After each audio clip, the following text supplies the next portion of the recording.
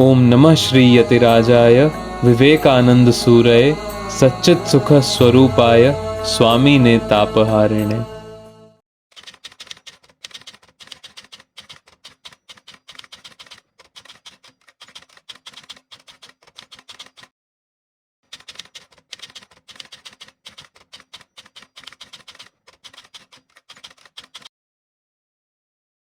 जहाँ पवन बहे संकल्प लिए, जहाँ पर्वत गर्व सिखाते हैं, जहाँ ऊंचे नीचे सब रस्ते बस भक्ति की धुन में गाते हैं। देवभूमि उत्तराखंड भारत का एक प्राचीन और पवित्र राज्य जो पर्वतों की गोद में बसे प्राकृतिक सौंदर्यता, धार्मिकता और आध्यात्मिकता का विशाल संगम है। उत्तराखंड के प्राकृतिक दृश्य न केवल आंखों को बहुत संतुष्ट करते हैं बल्कि मन को भी शांति और आनंद प्रदान करते हैं। उत्तराखंड की पहचान है उसके गगनचुंबी हिमालय एवं शिवजी की जटाओं से बहती गंगा मैया से। न जाने युगों युगों से कितने साधु संतों एवं पर्यटकों को इस त्याग और वैराग की भूमि ने अपने प्राकृतिक सौंदर्य, भव्य धामों, मंदिरों, झरनों, पर्वतों, नदियां जैसे गंगा और यमुना से आकर्षित किया है। इसी प्रकार स्वामी विवेकानंद भी 19वीं सदी के अंत में इस भूमि से आकर्षित हुए। भगवान श्री रामकृष्ण देव की महासमाधि के बाद उनके कई शिष्य तीर्थ भ्रमण एवं एकांत में साधना करने के लिए चले गए। स्वामी विवेकानंद की चाह थी कि वह हिमालय में एक निर्जन स्थान ढूंढकर वहां चेतना की उच्च से उच्च अवस्था को प्राप्त कर समाधि में डूबे रहें। उनकी केदारनाथ और बद्रीनाथ जाने की भी बहुत ही तीव्र इच्छा थी। स्वामी जी उत्तराखंड 5 बार आए। सबसे पहले 1888, फिर 1890, 1897, 1898, फिर 1900 से 1901। स्वामी जी ने हिमालय भ्रमण करते हुए उत्तराखंड के कुमाऊं भाग में जो रास्ता अपनाया वो यहाँ दिखाया गया है। यह स्वामी विवेकानंद टूरिस्ट सर्किट के नाम से उत्तराखंड स्टेट गवर्नमेंट के द्वारा प्रस्तुत किया गया है। इसको हम 2 हिस्सों में तोड़ देते हैं। स्वामी जी कुमाऊं भाग में सबसे पहले काठगोदाम रेलवे स्टेशन पहुंचे। वहां से गए नैनीताल, फिर काकड़ी घाट, फिर अल्मोड़ा, अल्मोड़ा से कसार देवी और फिर देवलधार। जो दूसरा रास्ता उन्होंने अपनाया वो होकर जाता है धारी से पहाड़ पानी, वहां से मोरनोला, मोरनोला से धूना घाट और वहां से अद्वैत आश्रम मायावती जो कि लोहा घाट से 9 किलोमीटर आगे है। तो आइए साथ मिलकर जानते हैं कि क्या स्वामी जी समाधि की अवस्था में डूब सके या जगत जननी को उनसे कुछ और ही मंजूर था।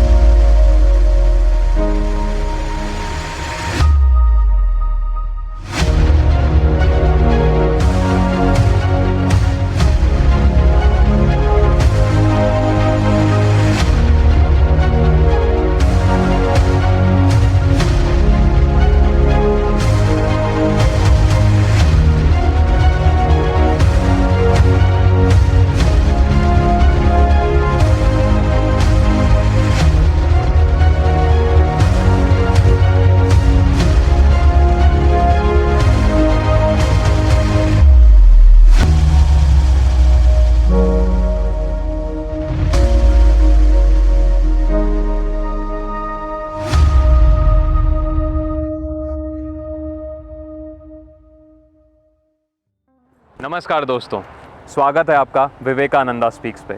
आज हम खड़े हैं देवभूमि उत्तराखंड में। वैसे तो यहाँ अनेक साधु संत महात्माओं ने तपस्या करी एवं ईश्वर लाभ भी किया, परंतु इतिहास की शांति से एक ऐसी आवाज़ उठी जिसने सुस्ती की नींवों को हिला दिया। हमारे साथ आइए स्वामी विवेकानंद की उत्तराखंड की विरासत की यात्रा पर, एक ऐसा युग नायक जो मनोबल को जगाने आया और आत्माओं को प्रकाशित कर गया। हम आपको उत्तराखंड के रास्तों में हुई स्वामी जी के साथ अनेक घटनाओं के बारे में भी बताएंगे, जिन्हें सुन आप सोचेंगे क्या अद्भुत व्यक्ति थे वो। शिव शिव महाशिव शिव। सन 1888 में स्वामी जी ने अपने शिष्य शरद चंद्र गुप्त के साथ में हिमालय यात्रा आरंभ करी। शरद चंद्र गुप्त, जिन्हें बाद में स्वामी सदानंद के नाम से जाना गया, वे कभी हाथरस स्टेशन के मास्टर हुआ करते थे। वह दोनों हाथरस से सहारनपुर होते हुए हरिद्वार व ऋषिकेश की ओर बढ़ चले। एक बार स्वामी जी और शरद चंद्र इन हरिद्वार और ऋषिकेश के पथरीलों रस्तों पर साथ चल रहे थे। हुआ क्या कि शरद चंद्र का जो शरीर था ना, वो इतना सक्षम नहीं था इन रस्तों पर चलने के लिए। तो स्वामी जी आगे चलते जा रहे और शरद चंद्र पीछे छूटते जा रहे। अब शरद चंद्र ने ये सोचा कि भाई यदि मैं अपने जूते उतार लूँगा ना, तो मैं भी स्वामी जी की तरह जल्दी जल्दी चल दूँगा। तो उन्होंने अपने जूते उतार लिए और जूते उतार के एक पोटली में बांधकर अपने सर पर रख लिए। थोड़ी देर में क्या हुआ, ये करने के बावजूद भी स्वामी जी आगे निकले जा रहे हैं, शरद चंद्र पीछे हुए जा रहे हैं। स्वामी जी ने पीछे मुड़कर देखा तो उनका शिष्य बहुत पीछे रह गए थे। स्वामी जी पीछे आए, उन्होंने वो जो पोटली थी जिसमें शरद चंद्र के जूते थे उनसे खींची और वो पोटली अपने सर पर रख ली। जी हाँ, अपने सर पर रख ली और दूसरे हाथ से शिष्य को खदेड़ते हुए आगे ले गए। तो आइए इन दोनों से जुड़ी एक और बड़ी रोचक घटना आपको बताते हैं। हुआ क्या कि एक दिन स्वामी जी और शरद चंद्र जी को एक नदी पार करनी थी और उस नदी को पार करने के लिए ना घोड़े की व्यवस्था तो कर ली थी, पर नदी का जो प्रवाह था ना वो बड़ा ही भीषण था, बड़ा ही तेज था। तो हुआ क्या, स्वामी जी ने बोला कि शरद चंद्र तुम घोड़े पर बैठ जाओ। शरद चंद्र जी मज़े से घोड़े पर बैठ गए और स्वामी जी उस नदी को पार करने के लिए उतर गए। हुआ क्या कि उस नदी के नीचे जो पत्थर थे ना, बड़े चिकनाहट भरे, पैर रखो और पैर फिसले। तभी क्या हुआ, स्वामी जी आगे चलते गए। बीच बीच में ऐसा लगा शरद चंद्र जी को कि मानो बस गिरे, घोड़े से अभी गिरे। तभी स्वामी जी ने शरद चंद्र जी का हाथ पकड़े रखा और एक तरफ से घोड़े की लगाम पकड़े रखी और उस नदी को पार कराया। यह देख शरद चंद्र बड़े अचंभित हो गए और उन्होंने सोचा स्वामी जी के हृदय में कितना प्रेम एवं साहस है और मैं यहाँ घोड़े पर मस्त सवार होकर बैठा हूँ। यह देख शरद चंद्र जी के हृदय में आया स्वामी जी स्वयं प्रेम के अवतार हैं। तो इसी रास्ते पर आगे चलते हुए शरद चंद्र जी की एक दिन ना तबीयत बड़ी खराब हो गई और उनके दिमाग में आया कि कहीं स्वामी जी मुझे छोड़ आगे तो नहीं चले जाएंगे। तो हुआ क्या, वो ना अंदर डरते रहे कि भाई कहीं छोड़ना दे। और फिर उन्होंने वो सवाल स्वामी जी से पूछ ही लिया कि भाई स्वामी जी मेरी तबीयत खराब हो रही है, क्या आप मुझे छोड़कर आगे तो नहीं चले जाएंगे। तो पता है स्वामी जी ने क्या बोला, स्वामी जी बोले अरे कैसा बुद्धू है रे तू, तेरे जूते मैंने अपने सर पर ढोए हैं, तुझे क्या छोड़कर मैं आगे चला जाऊंगा। तो दोस्तों बताओ कैसी लगी आपको ये दोनों घटनाएं, अपने विचार कमेंट बॉक्स में ज़रूर लिखिएगा।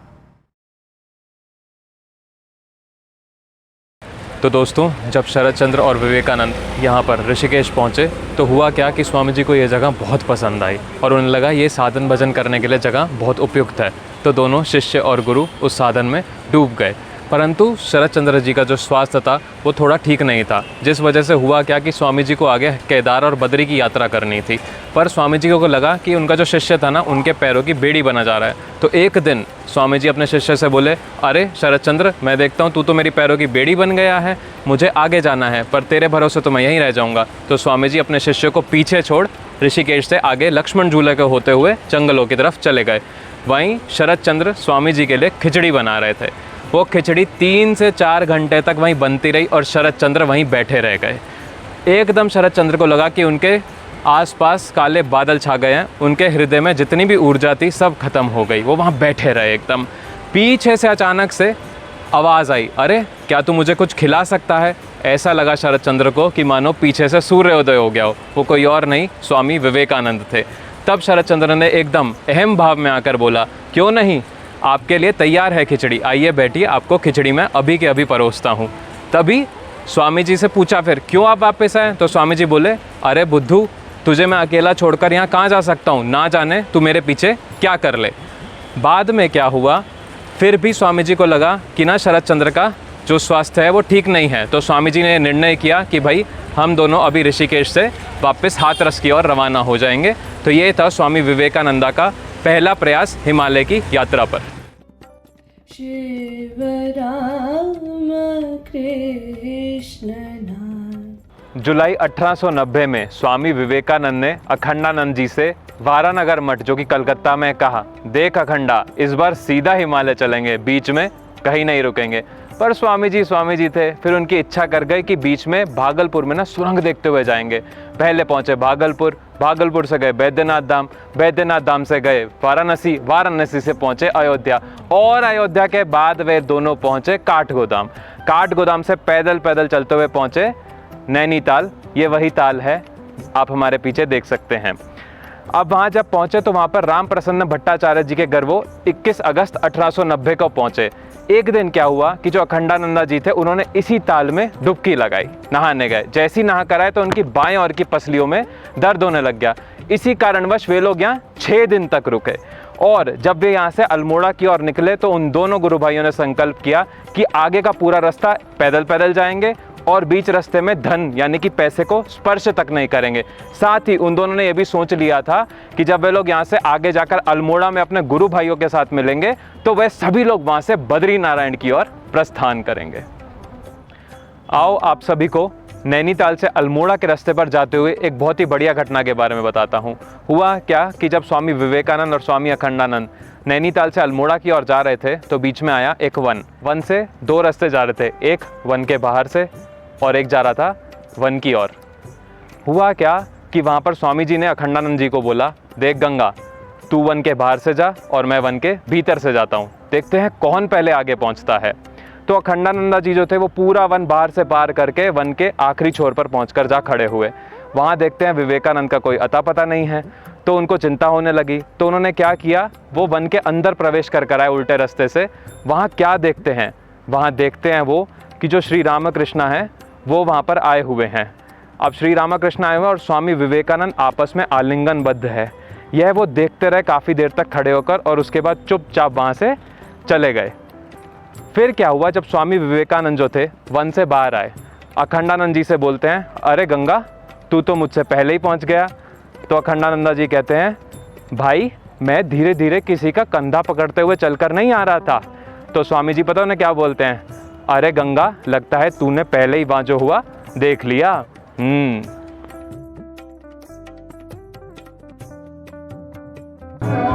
जब स्वामी विवेकानंद और स्वामी अखंडानंद अल्मोड़ा के रास्ते पर जाते हुए यहाँ काकड़ी घाट पहुँचे तो उन्होंने इस पीपल के वृक्ष के नीचे 29 अगस्त 1890 की रात बिताई। मैं चाहूँगा कि पहले आप इस जरा पीपल के वृक्ष को देखिए ज़रा इस पीपल के वृक्ष को।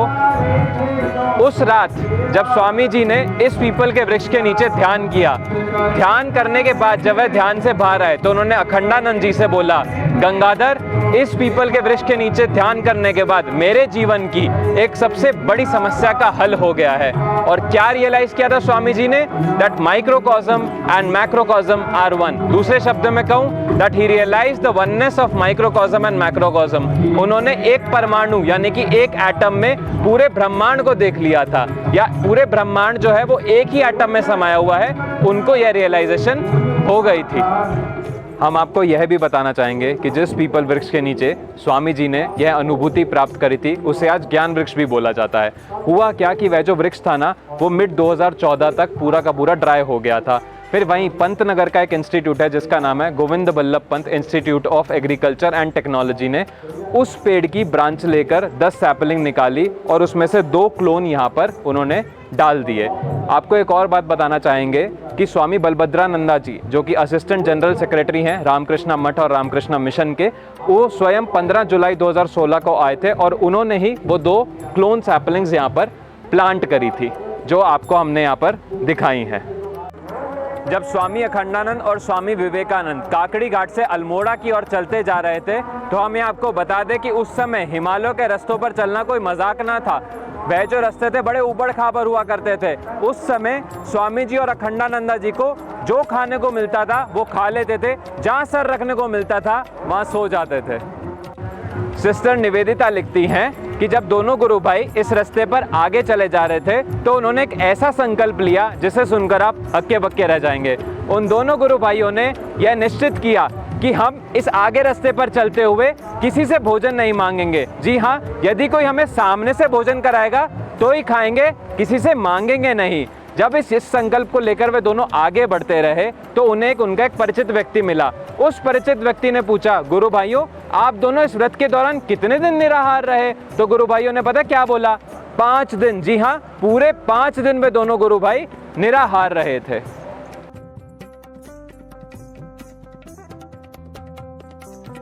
जब स्वामी विवेकानंद अपने गुरु भाई स्वामी अखंडानंदा जी के साथ में अल्मोड़ा की ओर जा रहे थे तो हुआ क्या कि एक दिन वो अचानक से बेहोशी के मारे गिर पड़े। क्यों? क्योंकि उनके पास में खाने के लिए कुछ नहीं बचा था। तो हम आज उसी शिला पर बैठे हैं जिसे विवेकानंद शिला बोला जाता है।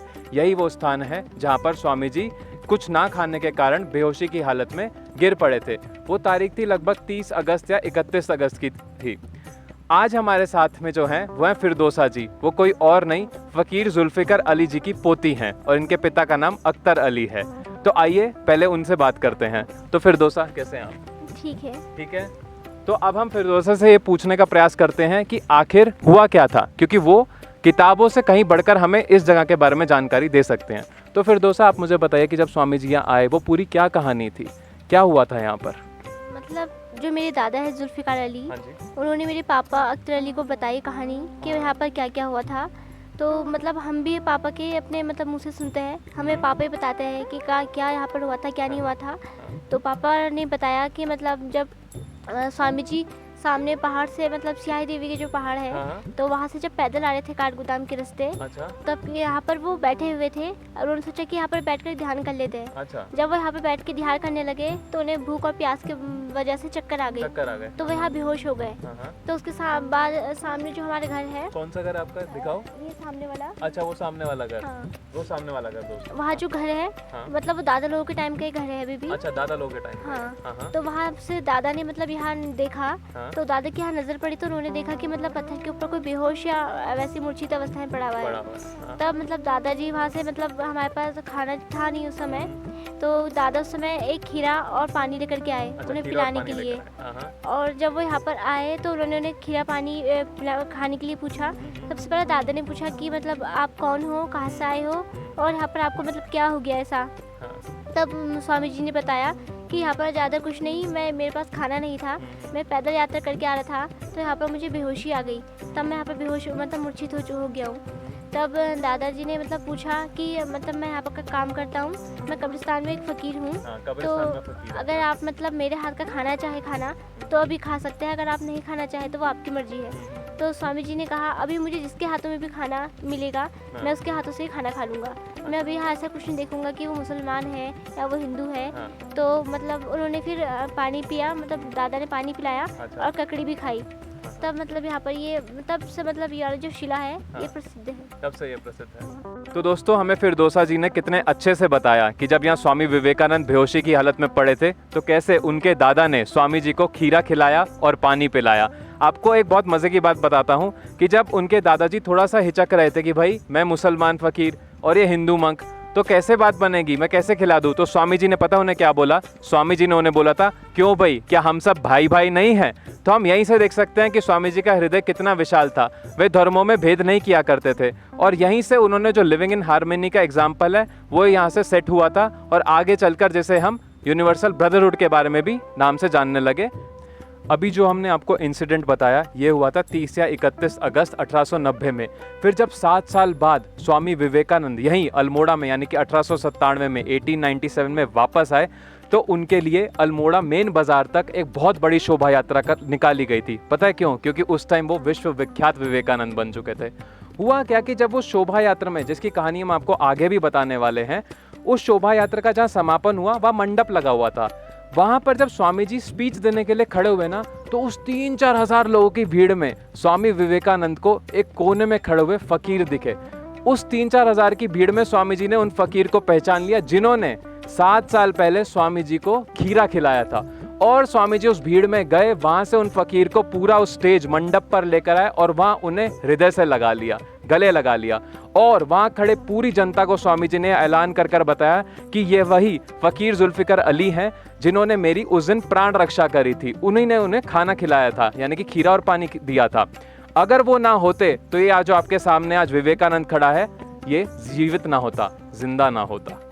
हम आपको यह भी बताना चाहेंगे कि इसी स्थान पर सन 1971 यानी कि 1971 में यहाँ पर मिस्टर एंड मिसेस बोशी सेन द्वारा एक विवेकानंदा मेमोरियल रेस्ट हॉल भी खोला गया, ठीक है, जो कि आपको अब मैं दिखाना चाहूँगा। बिल्कुल हमारे पीछे है, अभी जहाँ मैं खड़ा था वहाँ से उसकी एंट्री थी और ये हमारे पीछे आप यहाँ देख सकते हैं, ये यहाँ विवेकानंदा मेमोरियल रेस्ट हॉल है जो उन लोगों ने 1971 में बनाया था और यहाँ पर उसका उद्घाटन भी हुआ था। ये बिल्कुल उसी विवेकानंद शिला के पास में है जो अभी हम लोगों ने आपको दिखाई। अगस्त 1890 के अंत में जब स्वामी विवेकानंद और स्वामी अखंडानंद यहाँ अल्मोड़ा पहुंचे तो वह यहाँ के श्री अंबादत्त जोशी जी के बगीचे से निकलते हुए जा रहे थे। उस दिन 30 अगस्त या 31 अगस्त थी। बाद में भी जब स्वामी जी लाला बद्री शाह जी के घर पहुंच गए तो वह यहाँ इस बगीचे में कभी कभी आया करते थे। यदि आपको इस जगह पर आना है तो आज आपको जानना पड़ेगा कि इस जगह को बोलते हैं डिग्गी बंगलो। तो स्वामी अखंडानंद जी ने स्वामी विवेकानंद जी को अंबादत्त के बगीचे में ही ठहरने को कहा और स्वामी अखंडानंद यहाँ पाताल देवी मंदिर, बहुत ही पावरफुल मंदिर है, इसी मंदिर के पास में जो उनके गुरु भाई स्वामी शारदानंद और स्वामी कृपानंद जी कुटिया में रहते थे वहाँ की ओर जाने लगे ताकि अपने गुरु भाइयों से मिल सके और उन्हें बता सके कि विवेकानंद जी आ गए हैं। जैसे ही वो तीनों गुरु भाई आपस में मिले और वे वापस अंबादत्त जी के बगीचे की ओर जाने लगे, उन्होंने देखा कि स्वामी विवेकानंद खुद ही इस रास्ते के पर चलते हुए उन लोगों से मिलने आ रहे हैं। चारों गुरु भाई, जी हाँ, चारों गुरु भाई आपस में मिले और उसके बाद चारों गुरु भाई यहाँ से लाला बद्री शाह जी के घर की ओर निकल लिए। तो अभी हम खड़े हैं लाला बद्री शाह जी के घर में और मेरे साथ है समीर साहा जो उनकी नाती की वाइफ है। ये जो घर है, जब भी स्वामी विवेकानंद आते थे अल्मोड़ा वह यहीं रुकते थे। पहली बार जब वह स्वामी अखंडानंद जी के साथ में आए थे 30 अगस्त 1890 को तो वह यहीं रखे थे और जब वह बाद में वेस्ट में लेक्चर डिलीवर करने के बाद और अपनी वर्ल्ड फेमस शिकागो स्पीच देने के बाद यहाँ पर 1897 में जब दोबारा आए तो भी वह यहीं रुके थे। तो मैं चाहूँगा आंटी आप हमें बताइए कि स्वामी जी के जो घर है यहाँ पर रूम है उसके बारे में कुछ आप बता सकते हैं, तो आप हमें यहाँ पर बताइए। 1890 और 1897 दो बार स्वामी जी लाला बद्री शाह के अतिथि के रूप में इस भवन में रहे थे। उस टाइम पर सुविधा तो नहीं थी स्वामी जी के लिए, लेकिन उन्होंने ये रूम दिया उनको रहने को। उनका रास्ते में भेंट हुआ था स्वामी जी से, तो उन्होंने कहा कहाँ जा रहे हैं आप महाराज? तो उन्होंने कहा मेरा कोई ठिकाना नहीं है। तो उन्होंने कहा चलिए मेरे घर में रहिएगा पहली बार में। तो उन्होंने यही रूम दिया उनको, तो वो यहाँ बहुत टाइम रहे सुना है। तो उसके बाद फिर उन्होंने इसी रूम में रह के यहाँ पर परिवार के साथ उनके खाना वाना सब साथ में खाते थे और उधर सिस्टर निवेदिता कुटीर भी जाते थे। तो रहने यहीं आते थे वो ना, इधर उधर घूमते रहते थे यहाँ से। फिर उस टाइम की यहाँ पे कोई कुछ चीज़ें हैं, ये लालटेन है जी, इसमें दिया रख के जलाते थे। इसको बाहर से रख दिया जाता था, आने जाने में परेशानी ना हो। ये उनकी लिखी चिट्ठी है लाला बद्री शाह को। अच्छा, तो दोस्तों आप यहाँ चिट्ठी देख सकते हैं जो लाला बद्री शाह जी को स्वामी जी ने चिट्ठी लिखी। ये कैंडल स्टैंड है उस टाइम का, ये भी उनका यूज किया हुआ सामान। ये पादुका है उनकी, स्वामी जी ने यहाँ पर पहनी। ये सिस्टर निवेदिता का है जो उनके साथ बाद में आई थी।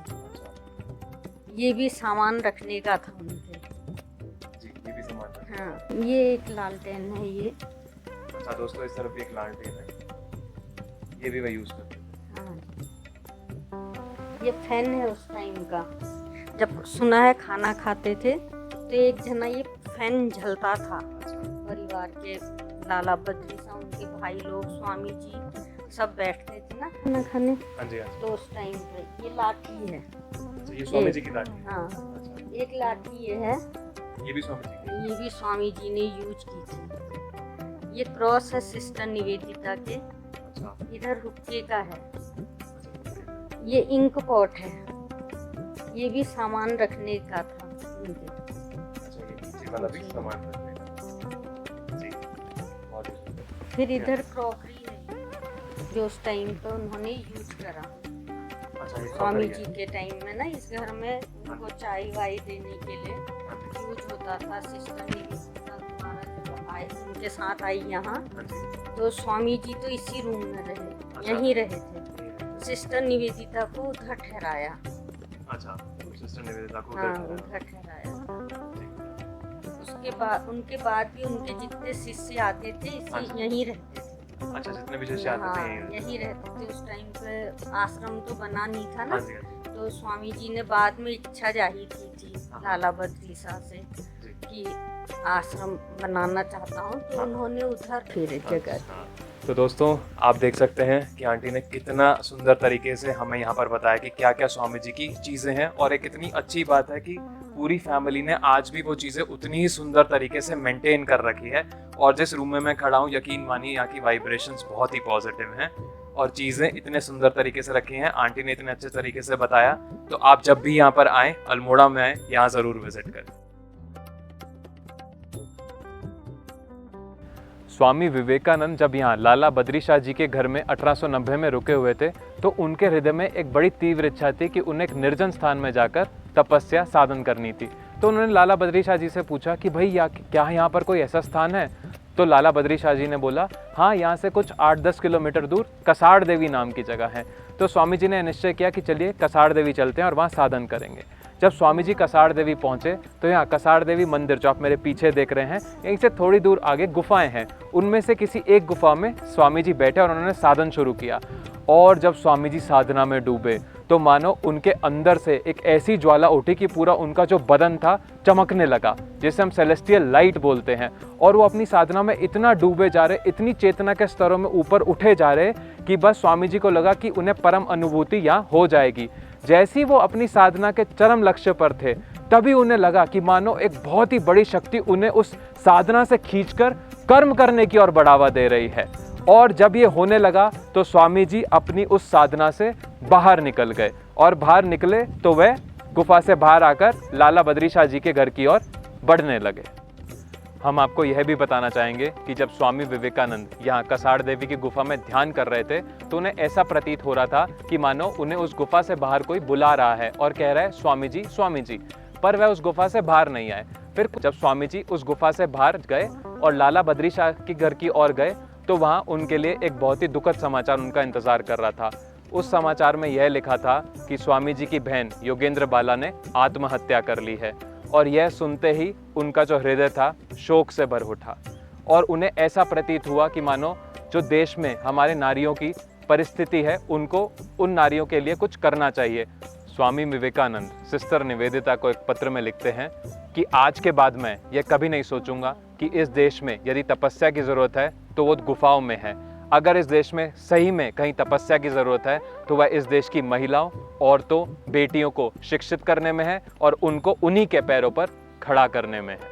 हम आपको यह बताना चाहेंगे कि आखिर स्वामी जी की बहन की आत्महत्या की खबर से वो इतने प्रभावित क्यों हो गए। तो इससे जुड़ी उनके जीवन की 2 घटनाएं हम आपको बताने वाले हैं। ऐसी और भी घटनाएं हुई थी। ये जो उनकी बहन थी योगेंद्र बाला, ये उस समय शिमला में थी। उनके जो पति थे ना, वो ब्रिटिशर्स के साथ एक बहुत ही हाई प्रोफाइल जॉब थी जिसमें वो काम करते थे। अब होता क्या था कि उन दोनों में घर में आपस में लड़ाई होती थी। किस बात पर? कि उनके पति चाहते थे कि वह ब्रिटिशर्स की पार्टी में उनके साथ जाएं, पर जो योगेंद्र बाला थी वो अपनी वैल्यूज से एकदम स्टिक रहती थी और उन्होंने कहा मैं नहीं जाऊंगी। एक दिन इतना प्रेशर बन गया उनके ऊपर कि उन्होंने इस बात को लेकर आत्महत्या कर ली। एक और घटना मैं आपको बताता हूँ। स्वामी जी की बड़ी बहन हरमोहिनी ने जहर खाकर आत्महत्या कर ली थी, परंतु उनके गांव वालों का कहना तो कुछ और ही था। उनके गांव वालों ने बताया कि हरमोहिनी ने कोई जहर खा के आत्महत्या नहीं करी थी, उनका गला दबाया गया था। उनको मार कर उसी घर में उनके इन लॉज ने दबा दिया था। पता है क्यों दबाया था? क्योंकि वह एक बेटी को उन्होंने जन्म दिया था, बेटे को नहीं। यही कारण था कि स्वामी जी के हृदय में ऐसी आग जल उठी थी कि भाई यदि मेरे घर में ऐसी परिस्थिति है तो ना जाने पूरे देश में उन नारियों का, उन लड़कियों का क्या हाल हो रखा होगा। तो इन दोनों घटनाओं को देखते हुए अब आप लोग यह समझ ही चुके होंगे कि स्वामी जी को अपनी बहन की आत्महत्या का समाचार सुनकर इतना प्रभाव क्यों पड़ा था। स्वामी जी की बहन की आत्महत्या की खबर के बाद भी और स्वामी जी के हृदय में वो अग्नि जलने के बावजूद भी कि उन्हें इस देश की नारियों के लिए कुछ करना चाहिए, वह इस समय कार्य क्षेत्र में उतरने के लिए असमर्थ थे।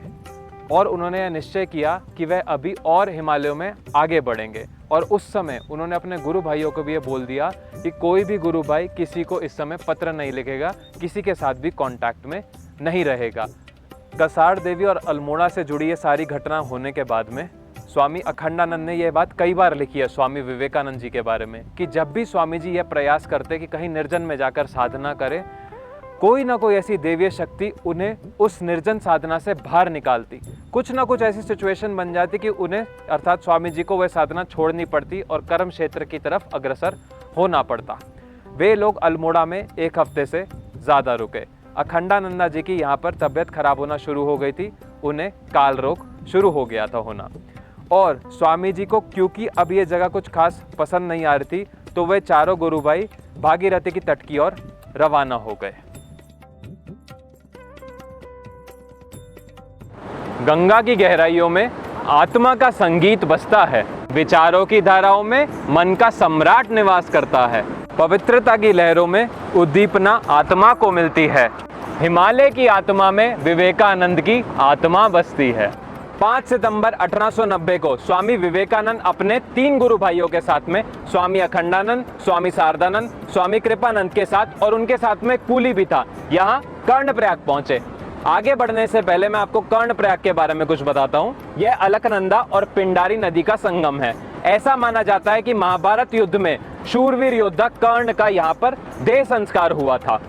जब स्वामी विवेकानंद अपने गुरु भाइयों के साथ यहाँ पहुंचे तो वह क्यों आए थे? वे लोग यहाँ से बद्रीनाथ जाने की ओर आए थे, पर यहाँ पर ना उस समय एक फमीन यानी कि अकाल आया पड़ा था, जिसकी वजह से वे लोग यहाँ 3 दिन तक रुके।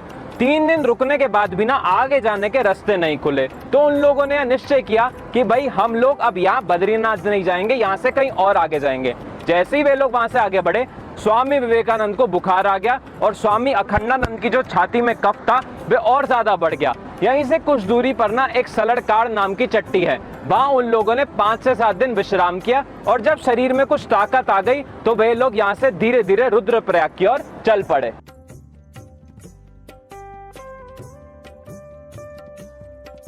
जब स्वामी विवेकानंद कर्णप्रयाग से रुद्रप्रयाग अपने गुरु भाइयों के साथ आ रहे थे तो वह रुद्रप्रयाग पहुंचते ही यहाँ का अलौकिक सौंदर्य देखकर ना बड़े प्रसन्न हुए। आगे बढ़ने से पहले मैं आप सभी को रुद्रप्रयाग के बारे में कुछ बताना चाहता हूँ। ये जो जगह है रुद्रप्रयाग, ये अलकनंदा और मंदाकिनी का संगम है। यह वही स्थान है जहाँ पर एक नारद शिला है और बहुत पहले महर्षि नारद ने यहाँ तपस्या करी थी। भगवान शिव को प्रसन्न करके उन्होंने उनसे संगीत का ज्ञान प्राप्त किया था। अब आगे बढ़ते हैं।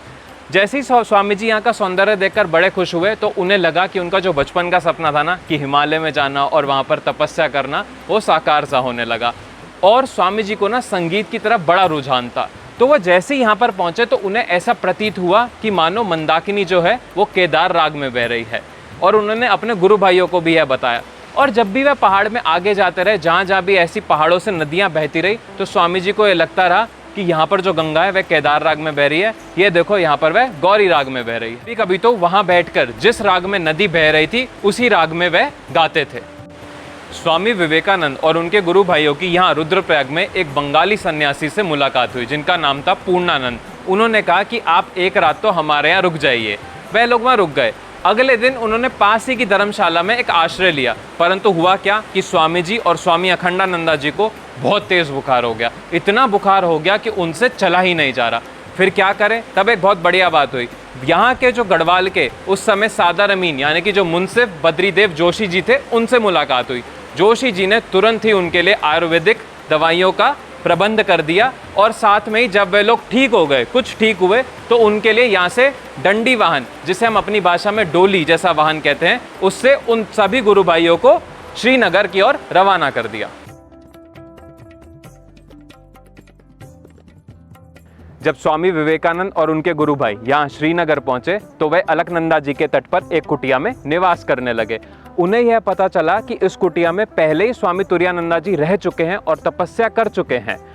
पता है स्वामी जी और उनके गुरु भाई इस कुटिया में क्या करते थे? वे यहाँ पर उपनिषदों के तत्व ज्ञान पर चर्चा करते और देह बोध से परे चले जाते। भिक्षा में उन्हें यहाँ जो भी अन्न मिलता वह उसे ग्रहण करते। इसी प्रकार उन्होंने यहाँ 1 महीने से ऊपर साधन किया, और उसके बाद में क्योंकि स्वामी जी को बड़ी व्याकुलता थी कि वे भागीरथी की ओर जाएं, तो वे सब गुरु भाई भागीरथी की ओर निकल लिए। कैसे? श्रीनगर से टेहरी पैदल चलते हुए।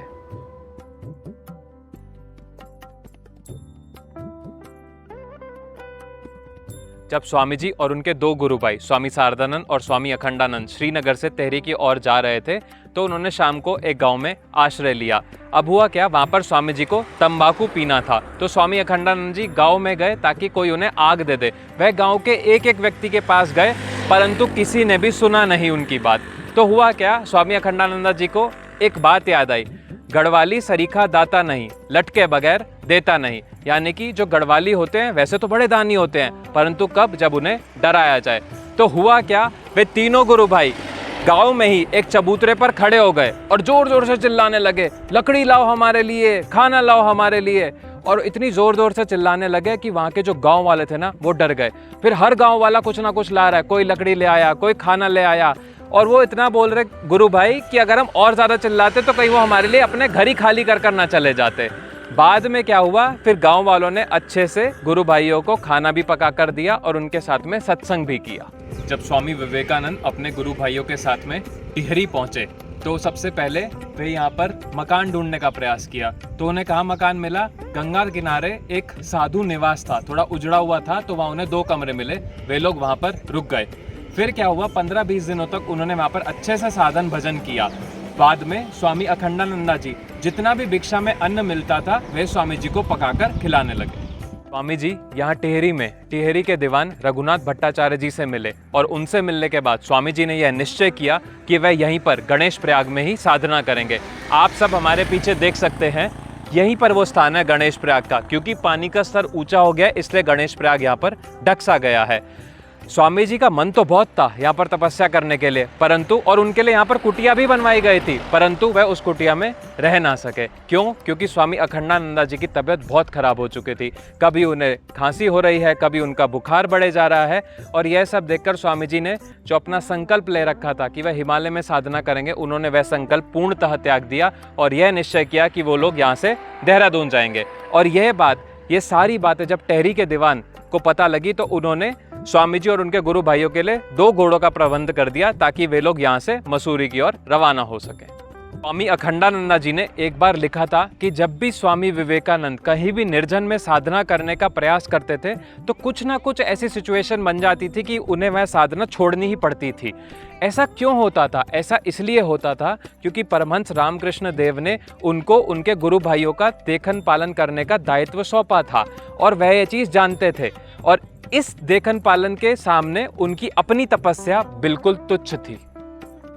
आओ आप सभी को एक बहुत ही रोचक घटना सुनाता हूँ। एक दिन स्वामी विवेकानंद और स्वामी अखंडानंद इन हिमालयों में घूम रहे थे। हुआ क्या, एक दिन एक साधु उन्हें दिखे जिन्होंने अपना पूरा बदन एक चद्दर से ढक रखा था, पैरों से लेकर सर तक, और वे ध्यान कर रहे थे। परंतु पता है चद्दर के अंदर से क्या आवाज आ रही थी? खर्राटों की आवाज आ रही थी। और यह देख स्वामी विवेकानंद बोल पड़े, अरे देख क्या कर रहा है, बेटा बैठे बैठे सो रहा है, इसके कंधे पर हल जोत दे, शायद तब इसका कुछ भला हो जाए।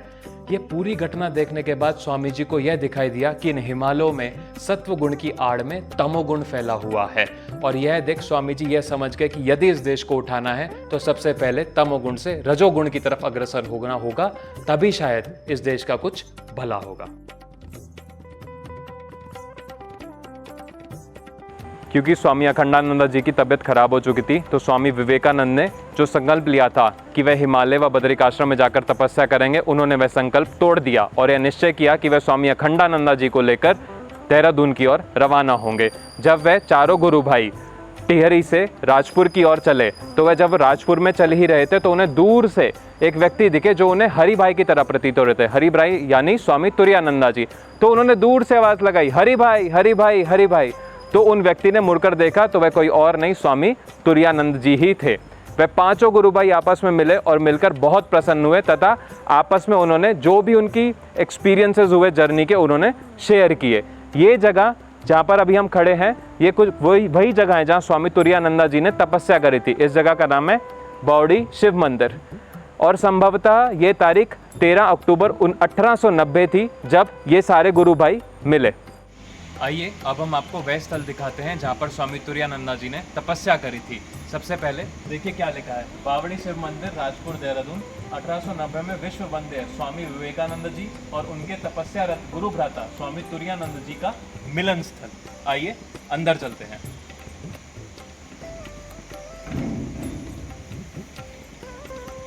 आइए। अब यहाँ पर आप जैसे ही प्रवेश करेंगे, एक बात मैं आप सभी को बताना चाहता हूँ कि यहाँ की जो ऊर्जा है, पैर रखते ही पता लग रहा है कि कितनी पॉजिटिव है। बहुत अच्छी ऊर्जा है यहाँ पर। आइए अंदर आइए। और अब मैं आपको उस श्राइन की तरफ लेकर जा रहा हूँ जहाँ पर मैं तपस्या किया करता था। आइए देखिए, यहाँ पर श्री श्री ठाकुर, श्री श्री माँ, श्री श्री स्वामी जी की फोटो है और नीचे स्वामी तुरानंदा जी है। तो यह वही स्थल है जहाँ पर स्वामी तुरानंदा जी तपस्या किया करते थे।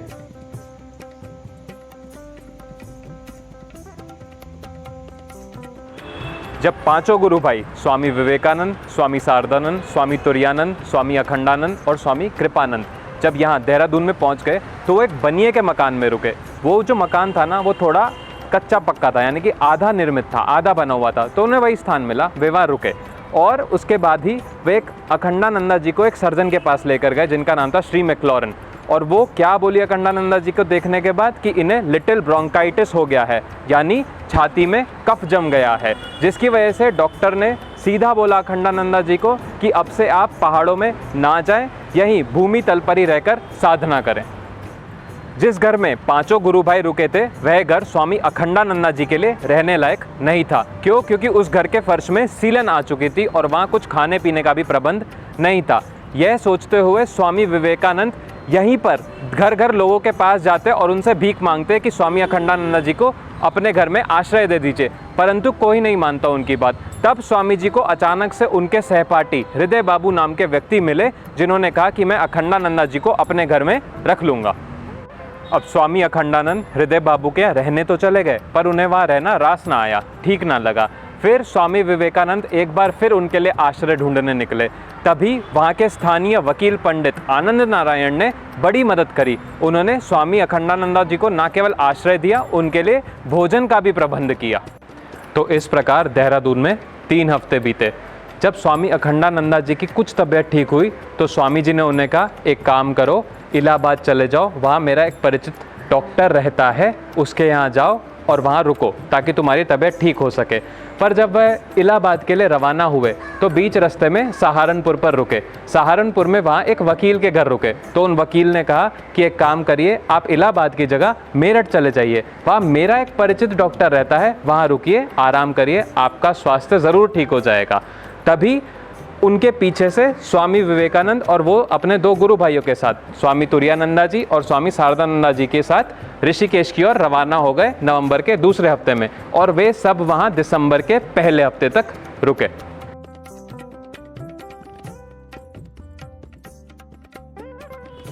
जब स्वामी विवेकानंद 1890 में अपने गुरु भाइयों के साथ ऋषिकेश आए तो वह यहाँ के कैलाश आश्रम में रुके। उस समय कैलाश आश्रम के जो महंत थे वे थे स्वामी धनराज गिरी जी। देखिए जहाँ पर मैं दिखा रहा हूँ आपको यहाँ उनका नाम दिख रहा होगा। तब स्वामी जी से मिलकर वे बड़ा प्रसन्न हुए एवं स्वामी जी एवं उनके सभी गुरु भाइयों ने यहाँ पर अच्छे से साधन भजन किया। बाद में कृपानंदा जी भी आकर उन सभी से जुड़ गए। स्वामी विवेकानंद से पहले यहाँ पर स्वामी अभेदानंद जी आकर रुके थे। वे भी श्री रामकृष्ण परमहंस के ही शिष्य थे। हुआ क्या कि जब वे यहाँ पर आकर रुके तो उन्होंने यहाँ पर इसी आश्रम में धनराज गिरी जी के सानिध्य में अद्वैत वेदांत की शिक्षा ग्रहण करी और उन्होंने भी यहाँ पर कई महीने बिताए। देखिए मैं आपको दिखाता हूँ कि कैलाश आश्रम से संबंधित भारत की जो भी दिव्य विमूर्तियाँ यहाँ आई थी उन सभी के नाम इस पिलर पर दर्ज है। तो मैं आपको दिखाता हूँ। देखिए हमारे श्री स्वामी विवेकानंद जी का नाम यहाँ दर्ज है। देखिए क्या लिखा है, श्री स्वामी विवेकानंद जी विश्वविख्यात एवं श्री स्वामी अभेदानंद जी, इन दोनों का ही नाम यहाँ पर दर्ज है। तो दोस्तों जब स्वामी जी सन 1890 में अपने गुरु भाइयों के साथ ऋषिकेश में आए तो वह चंद्रेश्वर महादेव मंदिर के पास ही एक कुटिया में रहने लगे। वह जगह उन्हें बड़ी पसंद आई और उन्हें साधन भजन के लिए बड़ी अनुकूल लगी। यहाँ पर एक सेक्शन है जो हम आपको वीडियो में दिखाएंगे जहाँ पर स्वामी जी की मूर्ति स्थापित है। ऐसा कहा जाता है और आपको दिख भी रहा है, जब बरसात का सीजन होता है तो यहाँ पे पूरा जो जल है वह मंदिर के अंदर तक जाता है और वहाँ प्रस्तुत शिवलिंग पर स्वयं अभिषेक करता है। अब हम आपको ऋषिकेश में स्वामी जी से जुड़ी एक ऐसी घटना के बारे में बताने जा रहे हैं जिसे सुन आप हक्के बक्के रह जाएंगे। हुआ क्या कि जिस कुटिया में स्वामी जी रहते थे वह उन्हें साधन भजन के लिए बहुत अच्छी जगह लगती थी, परंतु उस कुटिया में रहते रहते स्वामी जी को एक डिप्थीरिया नाम का रोग हो गया था। यह रोग यानी गले या नाक का इन्फेक्शन। यह रोग इतना बढ़ता गया कि एक दिन ऐसा आया कि उनकी जो नस नाड़ी थी वो बहुत तेज चलने लगी। उनका पूरा बदन मानो पसीने से भर गया और उनका जो बदन था वो कंधों तक ठंडा हो गया और ऐसी अवस्था आ गई कि बस वह चेतना ही शरीर से निकलने वाली थी। और यह देख उनके गुरु भाई बहुत डर गए। तभी वहाँ उस कुटिया में कहीं से एक सन्यासीगण का प्रवेश हुआ और वो बोले, भाई डरो मत, मुझे पता है कि स्वामी जी को क्या हुआ है और इस बीमारी की औषधि कहाँ से मिलेगी। तभी वहाँ उपस्थित एक अन्य सन्यासीगण जो कुटिया में एक पहले से खड़े थे, उन्होंने बोला, हाँ मैं वो औषधि लेकर आता हूँ। तो जब वे औषधि लेकर आए तो उस औषधि को शहद और पीपल के साथ एक चूर्ण बनाकर स्वामी जी को खिला दिया गया और थोड़ी देर बाद स्वामी जी की चेतना लौटने लगी। जब स्वामी जी की चेतना लौट आई तो उन्होंने अपने गुरु भाइयों को बोला, गुरु भाइयों डरो मत, मुझे पता लग गया है कि मेरा जन्म इस संसार में बहुत से कार्य करने के लिए हुआ है और तब तक मेरा देह त्याग नहीं होगा। और उसी समय गुरु भाइयों को भी यह प्रतीत हुआ कि ना जाने कौन सी महाशक्ति है जो स्वामी जी के देह का इस्तेमाल कर कर संसार में बहुत से काम करना चाह रही है। आओ आपको एक बहुत बढ़िया घटना बताता हूँ। अखंडानंदा जी ने बताई थी। उन्होंने बताया कि एक दिन स्वामी जी जब ऋषिकेश में थे तो उनसे पूछा गया कि भाई आप पुरी हैं या गिरी। पता है स्वामी जी क्या बोले? कचौड़ी।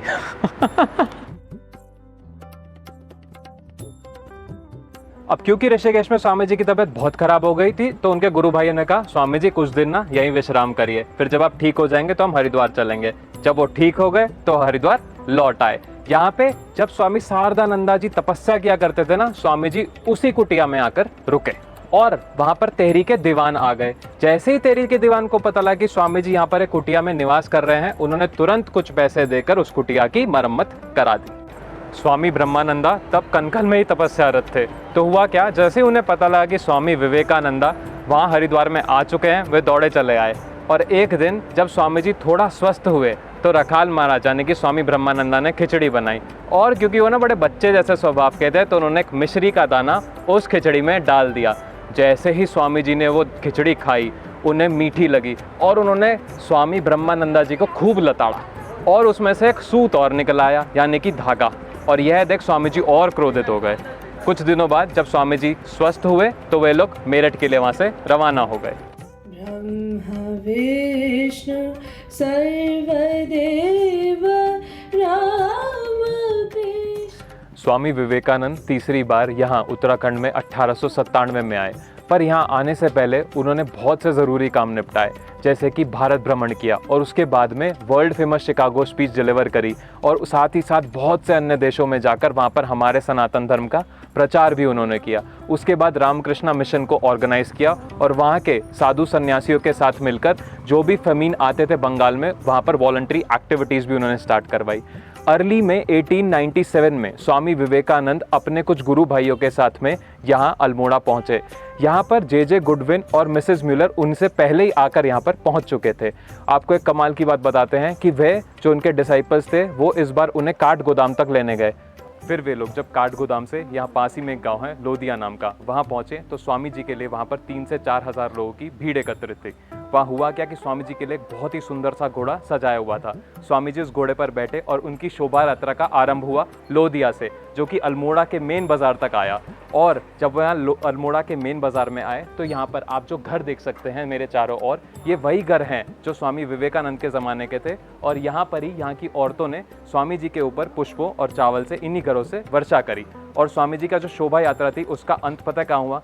ये जो आप मेरे पीछे रघुनाथ मंदिर देख रहे हैं, यहीं पर ही उस शोभा यात्रा का अंत हुआ। जब उनकी शोभा यात्रा का अंत हुआ तो स्वामी विवेकानंद के लिए लाला बद्री शाह जी के घर के बाहर में एक पंडाल लगाया गया। मेरे सामने ही है लाला बद्री शाह जी का घर। यहाँ पर जब स्वामी जी के लिए पंडाल लगाया गया तो स्वामी जी ने यहाँ से भाषण दिया और उस भाषण में स्वामी विवेकानंद ने बोला कि हिमालय त्याग और वैराग्य की भूमि है। इस हिमालय में देश दुनिया से बहुत सारे साधक खिंचकर यहाँ आएंगे और तपस्या करेंगे। उनकी एक और भी आशा थी कि यहाँ पर एक ऐसा सेंटर स्थापित किया जाए जिसमें कामनेस, पीस और मेडिटेशन पर ज़्यादा ध्यान दिया जाए और वॉलंटरी एक्टिविटीज़ पर थोड़ा कम ध्यान दिया जाए।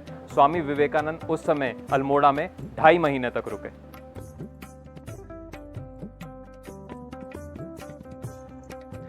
अब स्वामी जी को अल्मोड़ा कुछ खास शांत नहीं लग रहा था और इतना दूर भी नहीं था, तो स्वामी जी ने सोचा कि अल्मोड़ा से कुछ 50-60 किलोमीटर दूर देवलधार नाम की जगह है, वहाँ चलते हैं। इस टाइम मैं वहीं बैठा हूँ। तो स्वामी जी जो थे वहाँ पर 18 मई से 19 जून और बाद में 11 जुलाई से 23 जुलाई रुके 1897 में। आगे बढ़ने से पहले मेरे साथ हैं देवलधार से वैभव कुमार। तो वैभव, कैसे हैं आप? मैं ठीक हूँ, और आप बताइए। मैं भी बहुत बढ़िया हूँ। तो वैभव, मुझे पहले देवलधार के बारे में कुछ बताओ। देवलधार एक बहुत सुंदर और बहुत ज़्यादा शांत, और यहाँ से उगता हुआ सूरज बहुत अच्छा दिखाई देता है, इसलिए विवेकानंद जी को यहाँ बहुत ज़्यादा पसंद था। और यहाँ आप देख सकते हैं, यहाँ एक राजा का महल भी यहाँ था। तो बाद में फिर उनके आपसी झगड़े की वजह से तो खंडर बन गया। अच्छा, अब मैं आपको बताता हूँ आगे क्या हुआ। तो स्वामी जी की जो तबीयत थी ना, कुछ इतनी खास ठीक नहीं थी वहाँ पे। इस कारणवश उन्होंने सोचा कि भाई कहीं चलते हैं ताकि वो थोड़ा अच्छा महसूस करने लगे। तो स्वामी विवेकानंद जब यहाँ आए, उनके साथ में स्वामी शिवानंद, स्वामी निरंजनानंद, स्वामी अच्युतानंद जो आर्य समाज के थे, और जे गुडविन भी आए। स्वामी जी जब यहाँ रुके, लगभग 46 दिन यहाँ रुके थे, तो उनकी जो हेल्थ थी ना बहुत इम्प्रूव होने लग गई, और यहाँ का सनराइज सनसेट वो बहुत एंजॉय करते थे। शाम को और सुबह घोड़े पर भी सवार होकर यहाँ पर घोड़ा चलाया करते थे। जो मिस म्यूलर थी, उन्हीं के साथ आई थी, वो उनको दिन में 3 बार यूरोपियन स्टाइल में खाना बनाकर खिलाती थी ताकि स्वामी जी की जो हेल्थ है और अच्छी हो जाए। अब मैं आपको दिखाता हूँ वो जगह जहाँ पर स्वामी जी रुके थे, हालांकि अब वो पूरा खंडर हो चुका है। तो वैभव, आप दिखा सकते हो मुझे वो जगह कहाँ पर है? तो देखिए दोस्तों, जहाँ वैभव पॉइंट कर रहा है, वो जो खंडर से आपको वहाँ पत्थर से दिख रहे होंगे, वो जगह कभी थी जहाँ स्वामी विवेकानंद रुके थे। वो पूरा एक बहुत बड़ा घर सा था, और उसी घर में रहते हुए स्वामी जी ने अपने ईस्टर्न और वेस्टर्न डिसाइपल्स को काफ़ी सारे लेटर्स यानी कि पत्र लिखे, और काफ़ी सारे आर्टिकल्स भी वहाँ से लिखे। जब स्वामी जी की हेल्थ काफ़ी अच्छी हो गई, बहुत इंप्रूव हो गई, तो वो एक भी दिन वहाँ फालतू नहीं रुके, और तुरंत उन्होंने सोचा कि भाई यहाँ से निकलते हैं और अल्मोड़ा से अब आगे चलते हैं। लेकिन अल्मोड़ा पार करने से पहले स्वामी जी को बुलाया गया अल्मोड़ा के गवर्नमेंट इंटर कॉलेज में। वहाँ स्वामी जी ने पब्लिक डिमांड पर एक लेक्चर दिया, जिसके बारे में अब हम आपको बताने वाले हैं।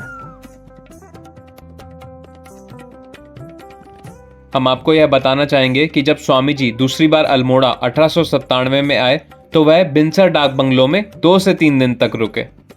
जब स्वामी विवेकानंद अल्मोड़ा में 1897 में दूसरी बार आए, तो उन्हें यहाँ के गवर्नमेंट इंटर कॉलेज अल्मोड़ा में लेक्चर देने के लिए बुलाया गया। अब मैं आपको बताना चाहूँगा कि स्वामी विवेकानंद के जीवन का यह हिंदी भाषा का, जी हाँ, हिंदी भाषा का सबसे पहला लेक्चर उन्होंने इसी हॉल में दिया। आगे बढ़ने से पहले मैं चाहूँगा कि ज़रा आप ये हॉल देखिए। ये वही जगह है जहाँ पर स्वामी विवेकानंद खड़े हुए थे और ऑडियंस को एड्रेस किया था।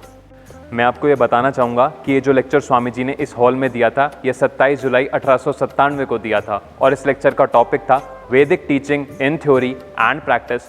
बाद में स्वामी जी ने 29 जुलाई 1897 को स्वामी रामकृष्णानंदा जी को एक पत्र लिखा, और उसमें बड़े ही खिलखिलाते हुए स्वामी जी ने उन्हें बताया, गुरु भाई, मैंने आज एक लेक्चर हिंदी में दिया, और तुम्हें पता है, मुझे ये पता ही नहीं था कि मैं कितने अच्छे तरीके से हिंदी बोल सकता हूँ और लेक्चर भी डिलीवर कर सकता हूँ। स्वामी जी ने अल्मोड़ा के इंग्लिश रेजिडेंट्स की रिक्वेस्ट पर 28 जुलाई 1897 को यहाँ के इंग्लिश क्लब, जिसे आज मिलिट्री एस्टैब्लिशमेंट के नाम से जाना जाता है, एक लेक्चर दिया था, जिसका सब्जेक्ट था relationship of soul to God, its aspirations and its real unity with the supreme. बाद में इसी हॉल में 31 जुलाई 1897 को स्वामी जी ने इंग्लिश में एक और लेक्चर भी डिलीवर किया।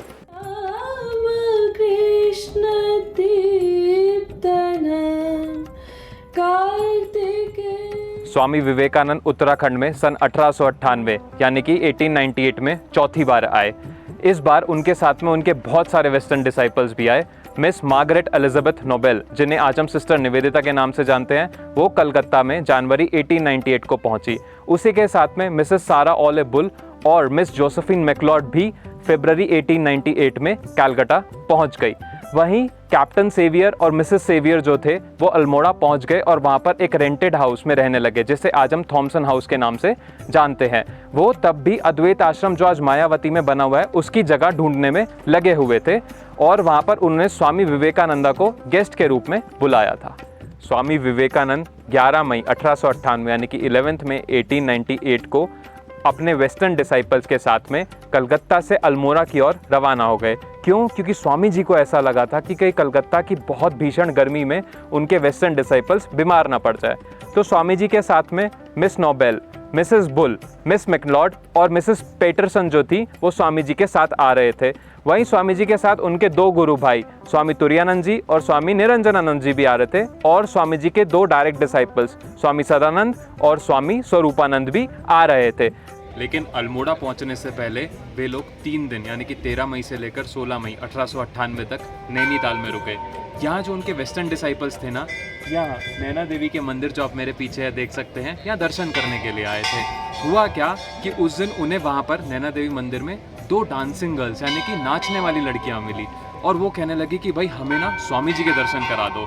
तो वो स्वामी जी के दर्शन करने के लिए चली गई, लेकिन जितने भी स्वामी जी के आसपास लोग थे ना, बड़ा खेद जताने लगे कि भाई 2 नाचने वाली लड़कियां, इनको हम कैसे स्वामी जी के दर्शन करा सकते हैं। लेकिन स्वामी जी वहाँ मौजूद थे। स्वामी जी ने उन दोनों लड़कियों को अपने पास बुलाया, उन्हें बहुत सारी ब्लेसिंग्स दी, और स्वामी जी ने उन दोनों लड़कियों को ऐसे शब्द बोले जिससे उन लड़कियों का हृदय शक्ति से भर उठा, और बहुत ही प्रेममय शब्द थे।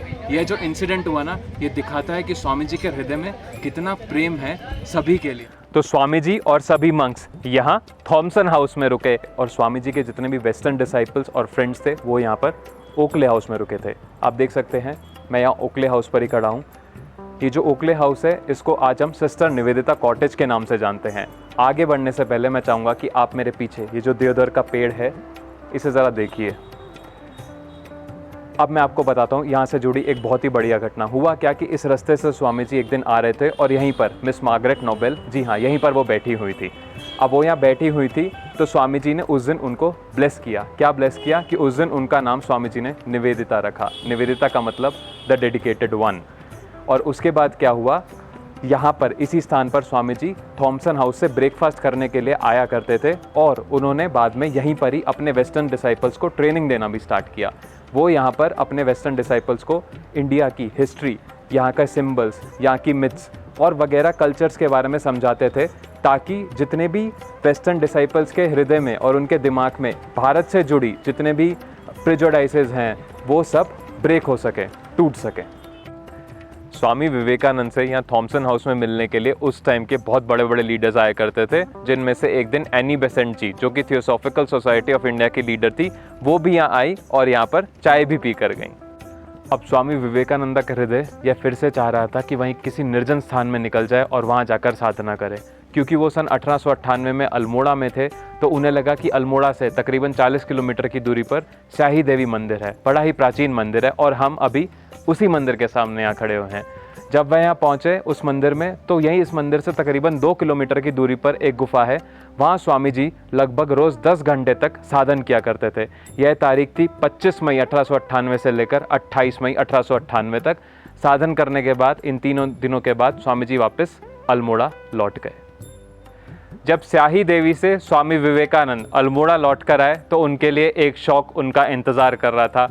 उनके एक बहुत ही फेथफुल व्यक्ति जे गुडविन की ऊटी में साउथ इंडिया में मृत्यु हो चुकी थी, और जब इस खबर का टेलीग्राम स्वामी जी ने हाथों में पकड़ा तो वे थॉमसन हाउस के सामने पहाड़ों को देखते हुए एकदम शांत हो गए, और काफ़ी देर बाद उन्होंने बोला that the days of my public utterance are over.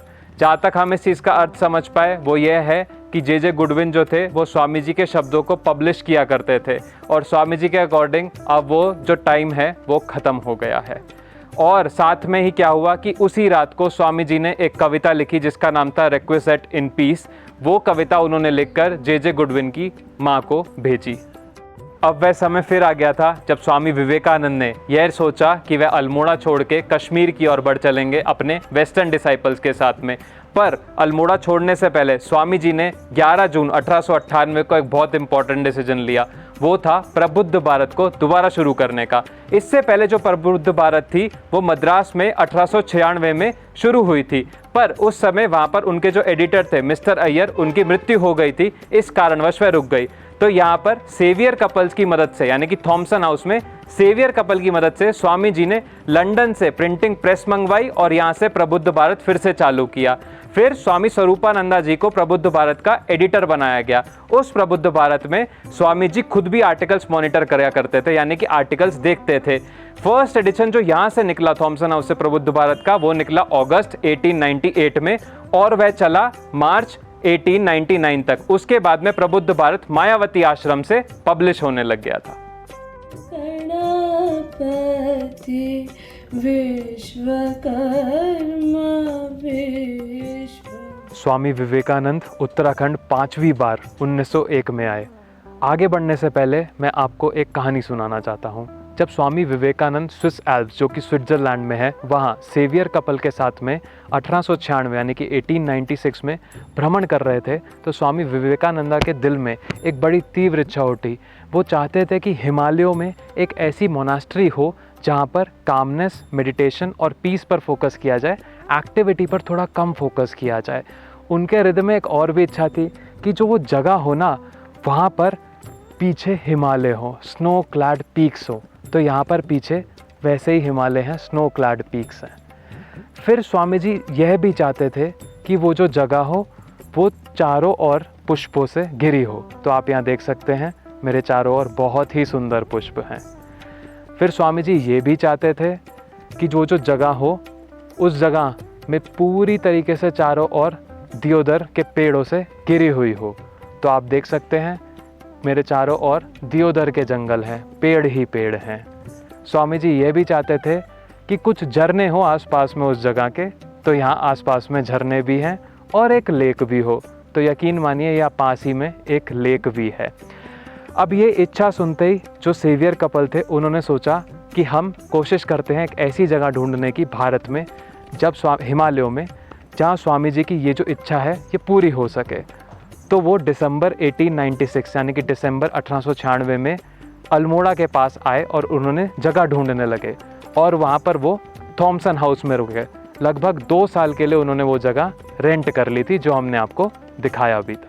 अब जब स्वामी विवेकानंद 1897 में कश्मीर की ओर रवाना हो गए तो पीछे से सेवियर कपल और स्वामी स्वरूपानंदा इस जिद्दोजहद में लग गए कि हम एक ऐसी जगह ढूंढ लें कि जो स्वामी जी ने बोला था कि उनकी ये ड्रीम है हिमालय में ऐसी जगह हो, वो मिल जाए।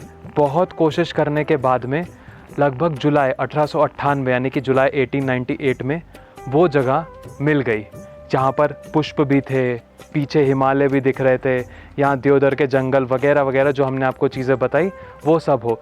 जैसी ऐसी जगह मिली कैप्टन सेवियर ने वो जगह खरीद ली।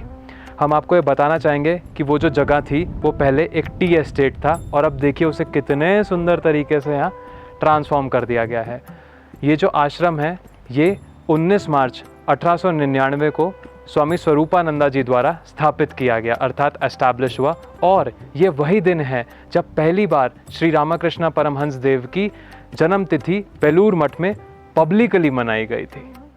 यह अद्वैत आश्रम हमारे रामकृष्ण ऑर्डर का एक बहुत ही यूनिक आश्रम है। पता है क्यों? क्योंकि यहाँ पर जो हम एक्सटर्नल वर्शिप करते हैं जैसे rituals, image worship, symbol worship, picture worship, वो नहीं होता है। यहाँ पर ईश्वर की जो प्राप्ति होती है वो निराकार स्वरूप में करने का प्रयास रहता है ध्यान के माध्यम से। अभी मैं यहाँ के मेडिटेशन हॉल में खड़ा हूँ और यहाँ का जो मेडिटेशन हॉल है आप देखिए बहुत ही सुंदर है, बहुत ही पीसफुल है, बहुत ही काम है। आप देख सकते हैं, आपको यहाँ पर दिखाने का प्रयास है हमारा। और यहाँ के जो पत्थर भी हैं वो उसी ज़माने के हैं। तो कभी समय मिले तो यहाँ पर आकर ध्यान ज़रूर करिए। स्वामी विवेकानंद और उनके साथ में स्वामी शिवानंद, स्वामी सदानंद, स्वामी विरजानंद और साथ ही साथ में लाला गोविंद शाह भी थे। वे सभी लोग 30 दिसंबर 1900 को काठगोदाम से मायावती की ओर निकले। उस समय वे लोग धारी डाक बंगलों में रुके हुए थे। तो धारी से पहुंचे पहाड़ पानी और पहाड़ पानी से पहुंचे मोरनोला। अब जब वे लोग मोरनोला पहुंचे तो वहाँ पर ना बड़ी ठंड हो रखी थी और बहुत बर्फ़ पड़ रही थी। तो पास ही में दिखा एक PWD का गेस्ट हाउस है, तो उन सभी ने सोचा वहाँ रुक जाते हैं। अब जैसे ही वो गेस्ट हाउस के वहाँ गए तो वहाँ के केयर टेक ने बोला कि स्वामी जी आप लोग ना यहाँ नहीं रुक सकते क्योंकि है ना बड़ी बर्फ़ पड़ रही है, बहुत ठंडा और हमारे पास खाने को कुछ नहीं है।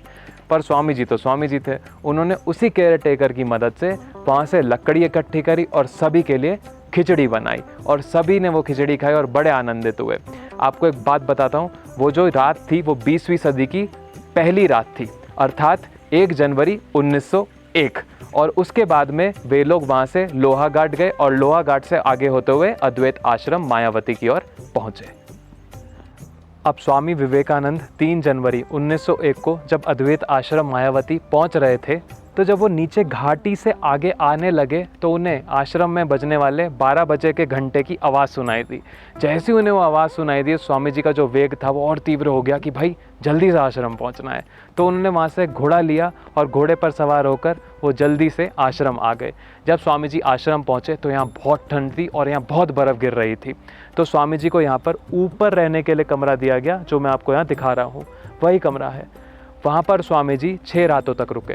अब इतनी रात रुके तो उनकी तबीयत खराब होने लग गई। तो 6 रातों के बाद स्वामी जी को नीचे कमरे में रुकवाया गया, जो अब मेडिटेशन हॉल है, जो हमने आपको दिखाया था। पहले वो कमरा रीडिंग रूम था और वहाँ पर एक अंगीठी यानी कि फायर प्लेस थी, जिससे स्वामी जी अपने आप को गर्म रखने का प्रयास किया करते थे। आश्रम वासियों के लिए स्वामी जी के जो शब्द थे बड़े ही प्रेरणादायी थे। जब स्वामी जी यहाँ पहुँचे तो यहाँ का रख रखाव, रहन सहन देखकर, यहाँ के भवन अर्थात बिल्डिंगों का उपयोग देखकर और यहाँ की पूरी सुंदरता देखकर बड़ी ही उन्होंने प्रशंसा करी, बड़े आनंदित हुए।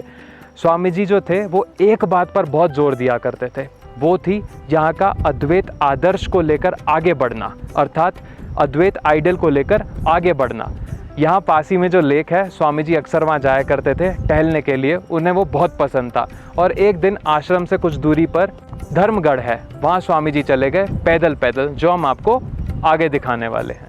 जैसा हमने आपको बताया था कि हम आपको धर्मगढ़ लेकर आएंगे, वो जगह जहाँ स्वामी विवेकानंद मायावती आश्रम से पैदल पैदल चलते हुए एक पहाड़ के ऊपर आ गए थे। पहले तो मैं चाहूँगा ज़रा आप यहाँ पर देखिए चारों ओर। अगर आप यहाँ पर देखेंगे तो देखिए पूरी हरियाली है और पूरा जंगल ही जंगल है, यहाँ पर पेड़ ही पेड़ हैं और कुछ नहीं है। वातावरण बहुत अच्छा है यहाँ का। अब मैं चाहूँगा कि आप थोड़ा आगे आइए और यहाँ पर देखिए वो जगह अंदर है जहाँ पर स्वामी विवेकानंद आकर बैठे थे और शायद उन्होंने वहाँ पर ध्यान भी किया होगा। यहाँ एक और चीज़ आपको देखने को मिलेगी कि अंदर आप ध्यान से देखेंगे तो वहाँ पर ठाकुर माँ स्वामी जी की तस्वीर है और एक छोटी सी तस्वीर माता काली की भी है। और यहाँ आप देख सकते हैं अभी यहाँ पर ये नीचे ग्राउंड है जहाँ पर शायद स्वामी जी ने ध्यान किया होगा। तो जैसा हमने आपको कहा था, हम आपको धर्मगढ़ ले आए। अब आगे चलते हैं। तो जैसा हमने आपको बताया था कि जो प्रबुद्ध भारत है वो यहाँ मायावती आश्रम से मार्च 1899 में पब्लिश होने लग गया था।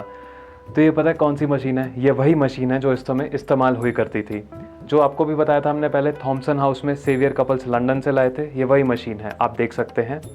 यहाँ पर जो बड़ी किताबें हैं वो यहाँ से प्रिंट हुआ करती थी और जो छोटी हैं वो यहाँ से प्रिंट हुआ करती थी। आइए ज़रा मेरे साथ में, आपको यहाँ पर मैं एक और चीज़ दिखाना चाहूँगा। यहाँ पर आप देख सकते हैं बहुत सारे टूल्स या औजार पड़े हुए हैं। ये जो टूल्स या औजार थे उस समय ये किस लिए इस्तेमाल होते थे कि मान लीजिए यदि कुछ गलती हो जाए तो इन टूल्स के यूज़ से वो ठीक किया जाता था, या मान लीजिए कहीं पर प्रिंट नहीं हो पा रहा, मैनुअल प्रिंटिंग चाहिए, तो भी इन टूल्स का इस्तेमाल किया जाता था। तो मैं आपको दिखाना चाहूँगा वो कमरे जो उस समय प्रबुद्ध भारत को पब्लिश करने में इस्तेमाल किए जाते थे। आप मेरे पीछे देखिए, वो जो कमरा दिख रहा है नीचे की ओर, वही वाला एक कमरा वो है। और मैं आपको दूसरा कमरा दिखाता हूँ। दूसरा कमरा ये देखिए, ये जो नीचे की ओर आपको दूसरा कमरा दिख रहा है, ये वाला, ये कमरा है। ये 2 कमरे इस्तेमाल किए जाते थे। अब मैं आपको बताता हूँ और दिखाता भी हूँ वो कमरा जहाँ पर उस समय प्रबुद्ध भारत के एडिटर बैठा करते थे। मैं चाहता हूँ कि आप सब मेरे साथ में आइए यहाँ पे। और जब आप यहाँ से होते हुए इस रास्ते पर चलेंगे तो यहाँ पर आपको ऊपर की ओर देख सकते हैं, ऊपर की ओर एक कमरा दिख रहा होगा। जो ऊपर की ओर कमरा है वही कमरा है जहाँ पर उस समय प्रबुद्ध भारत के एडिटर बैठा करते थे। और बाद में क्या हुआ कि जो प्रबुद्ध भारत था वो यहाँ से भी कहाँ चला गया, अद्वैत आश्रम कोलकाता से अब पब्लिश होने लग गया। अब आपको हम यहाँ पर एक और बात बताना चाहेंगे, ज़रा ध्यान से सुनिएगा। ये वही कमरा है, जी हाँ, ये वही कमरा है जहाँ से complete works of Swami Vivekananda का जो फर्स्ट एडिशंस थे यहाँ से निकले थे। आप मेरे साथ आइए, आपको मैं वो दिखाना चाहूँगा। देखिए, ये रहे वो the complete works of Swami Vivekananda के एडिशंस। स्वामी स्वरूपानंदा जी ने 1905 में, जैसा यहाँ बताया गया है, इस काम को पब्लिश करना स्टार्ट किया था। और बाद में ये जो काम था स्वामी विरजानंदा जी ने आगे बढ़ाया और उसके बाद पब्लिश हुआ the life of Swami Vivekananda by eastern and western disciples, जो कि यहाँ रखे हुए हैं। हम आपको यहाँ पर दिखाना चाहेंगे। देखिए, फाइनली क्या हुआ, स्वामी विवेकानंद यहाँ मायावती आश्रम में 18 जनवरी 1901 तक रुके। फिर स्वामी विवेकानंद और उनके साथ में स्वामी शिवानंद, स्वामी सदानंद, स्वामी विरजानंद और उनके साथ में लाला गोविंद शाह भी थे। वे सभी निकले वहाँ से पीलीभीत रेलवे स्टेशन की ओर जाने के लिए। लेकिन पीलीभीत रेलवे स्टेशन पहुँचने से पहले वे सभी पता कहाँ कर रुके? वे लोग रुके टनकपुर में। जी हाँ, आप देख सकते हैं इस समय हम टनकपुर में ही खड़े हैं। तो वह जितने भी लोग थे वो यहाँ पर 20 जनवरी 1901 की रात उन्होंने यहाँ टनकपुर में बिताई। पता है कहाँ? एक किराने की दुकान में। और उसके बाद में वे सभी लोग पीलीभीत रेलवे स्टेशन की ओर निकल गए और वहाँ से पहुँचे कलकत्ता। वे सभी कलकत्ता 24 जनवरी 1901 की सुबह को पहुँचे। और ये जो थी स्वामी विवेकानंदा की 5वीं और आखिरी विजिट थी उत्तराखंड में।